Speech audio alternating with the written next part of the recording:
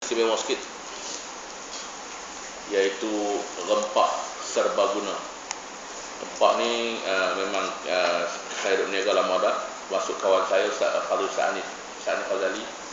Rempah serbaguna, kalau tuan-tuan pergi ke Tanjung Dawai, rempah ni orang Sungai Pe buat. Rempah ni boleh digunakan untuk buat nasi goreng, buat bihun, buat mi apa semua, buat gulai pun boleh.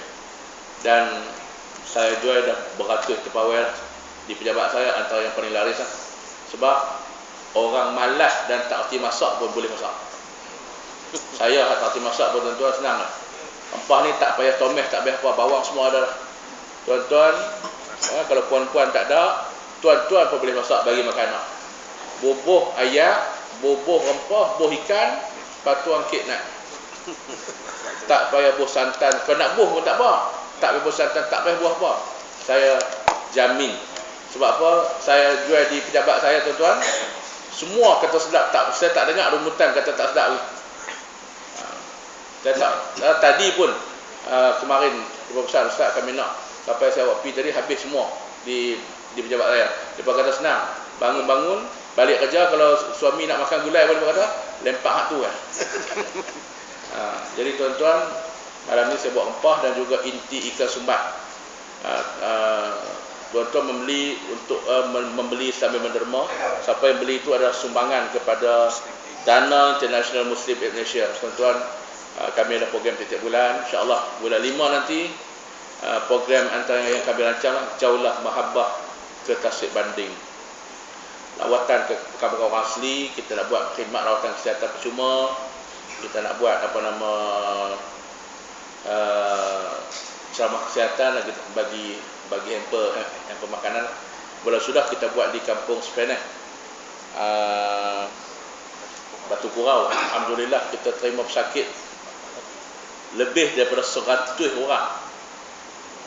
Dan saya mengalu-alukan kepada tuan-tuan, puan-puan, sesiapa yang komuniti yang ingin buat program, ingin menjemput kami International Muslim Indonesia untuk melakukan khidmat rawatan kesihatan secara percuma, insya-Allah hubungi saya. Kita bersedia turun. Kita ada kepakaran kita ada doktor pakar, kita ada MO, kita ada pegawai farmasi yang cukup lengkap. Kalau kata tempat tuan-tuan jauh daripada klinik, ataupun tuan-tuan nak buat hari keluarga, kalau nak jemput kami bagi khidmat kesihatan, insya-Allah kita bersedia. Tuan-tuan, rempah ni adalah hasil usaha kami untuk jual bagi menampung kos setiap program kami buat. Sebab apa? Ubat mahal tuan-tuan. Di Sepeneh baru ni rupanya orang kampung ramai sakit orang. Vitamin Neurobion tuan-tuan di klinik tak ada. Bukan tak ada, klinik tak bagi sebab mahal. Tapi itulah yang kami bagi. Sepapan tu RM1. Jadi tuan-tuan, kami bawa di Sepeneh beratus papan, tapi habis baru ni. Semua pakai gaduh sakit orang, kira apa, doktor bagi vitamin tu. Jadi tuan-tuan, kita buat di Sepeneh baru ni, kita habis ubat kita nilai lebih kurang hampir RM1,500. Tapi tak apalah, kita seronok sebab orang kampung semua. Tuan-tuan, malam ni saya bawa rempah tu, harga rempah RM10, harga jualan 12, tapi 12 payah nak jual, saya jual 10 lah. Jadi tuan-tuan, harga inti ikan sumbat tu RM8. Rempah tu tuan-tuan baliklah kalau nak buat. Rempah tu sebenarnya asal adalah rempah gulai 9. Tapi tu nak buat gulai apa boleh, nak buat nak nasi goreng pun boleh. Kalau tak sedap tu mana tuan-tuan masak tak erti.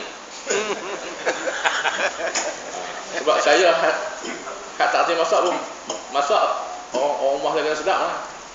Kalau kata kita tak perlu buah garam. Kalau kata ceroy baru buah garam. Kalau kata pekat tak perlu buah, semua dah cukup lengkap lah. RM10-nya tuan-tuan beli sambil menderma kepada kami imam. Jadi insya-Allah ada di luar sana. Dan saya bawa pun tak banyak, harap-harap tak bawa balik lah. Tak bawa balik dah. Wallahu a'lam. Al-Fatihah.